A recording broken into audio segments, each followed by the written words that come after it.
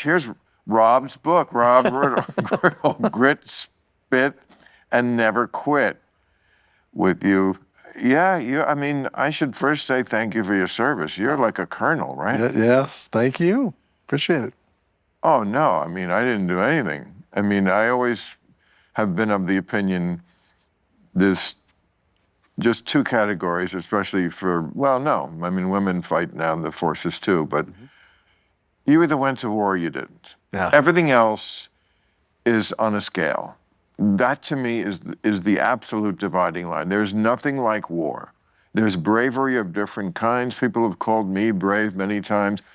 In the realm I'm in, that is way less brave than actually running into a bullet. I agree. There's physical courage, there's moral courage, but you have a lot of moral courage. Yes, but that's not the same as war. It just isn't. Yeah.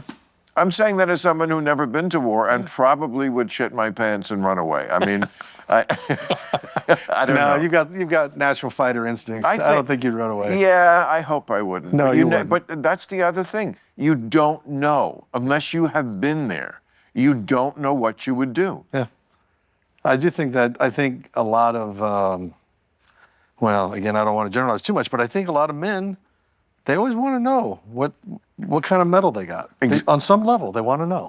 I have that. Yeah. I'm same thing. I will never know. Yeah. I mean, they don't take you at 70. I mean, they could knock. Trump might let you join. And they can knock down every building in New York, and they're not going to get me. I mean, to join up the next day. But when did you join? How old were you? I was a sophomore in college. I was 19. 19. Yeah. And why? The simple answer was I did want to serve. That was something I did want to do. I wouldn't put it as a top priority, but I wanted to serve. I always thought that in the back of my mind. I had dreams of maybe being an FBI agent. And I called the FBI. This is back when you had to call people. There was no internet. And I called the FBI, local office, and I said, what do you guys look for? And he said, well, some nice special agent had some time to kill, I guess. And I was like, well, we like lawyers, we like accountants. And then he goes, oh, by the way, we like Marine officers. We tend to hire a lot of those guys. So I said, oh, okay. I wasn't going to be a lawyer or accountant for sure. So I said, well, maybe I could do the Marine thing. The FBI is looking for accountants? Why? Because they're busting... White-collar crime. I'm sure it's a big part of what they do. Right. A lot of divisions there. Right. So that was the general thing. That wasn't the way it was on the TV show, the FBI. Exactly. There's a lot more shoot-'em-up action going on. Remember they put it in Once Upon a Time in Hollywood? It's so great that he's watching that episode. Yeah, that's what he...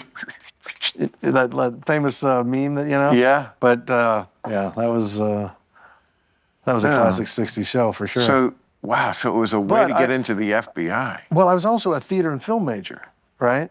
And I went to the University of Kansas. And, late 80s, I just didn't think,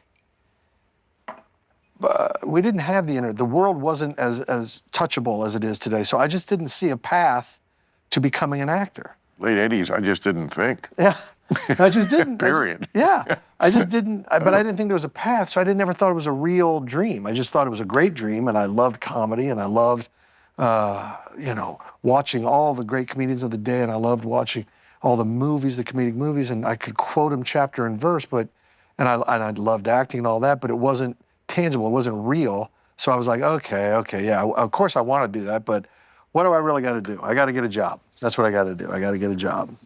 And that was the mindset. It's a very Midwestern mindset. You never made it to the FBI. No. You stayed. The military hooked you. You liked it. It kept me in for long enough. Mal, I was always. What was interesting was as I went through the Marines, I got more confidence. I got more confidence.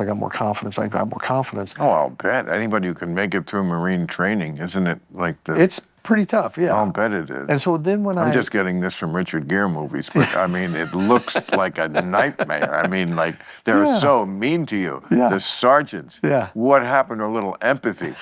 No.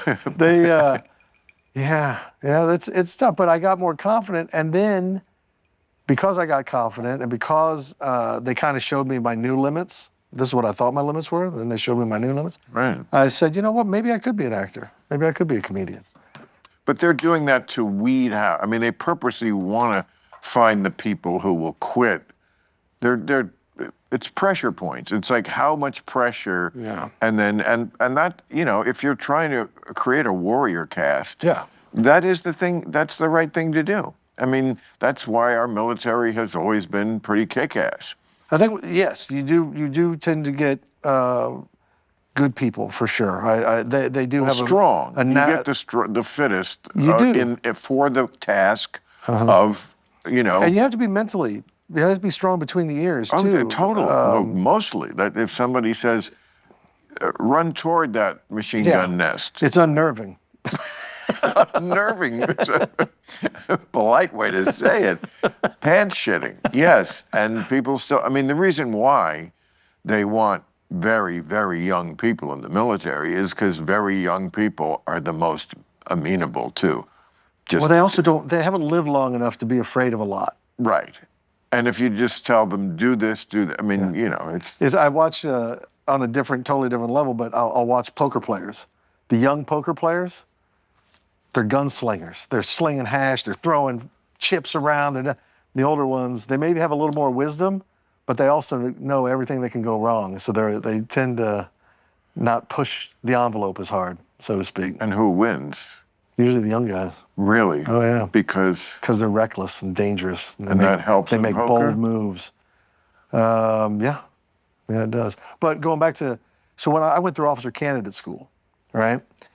Officer candidate school is different than boot camp. It's the same program, generally speaking, as far as, you know, all the standards are the same, everything's, but they're trying to get rid of you. Like if you sign up for the Marines, they're going to make you a Marine, whether it kills you or kills them. You're going to become a Marine, right? They're going to send you through boot camp, and if you can't make it because you're overweight or you're not in shape, they're going to send you back through. They're going to send you back through. They're going to send you back through until you become a Marine. Officer candidate school is the opposite. They're trying to get rid of you. It's a screening and evaluating. So my platoon started with 64. We graduated 32. So it was 50% attrition. You know, and that was in a very short amount of time. You know, so. It's a little different program when you go through officer candidate school.